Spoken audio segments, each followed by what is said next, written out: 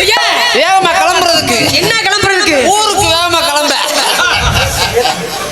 எல்லாரும் மாத்ததான் போடுறாங்க. கொக்கருக்கும் கூபுர சேவலுக்கு இந்த சக்கரை கட்டிய சோடியும் சேர்ந்திருக்கு.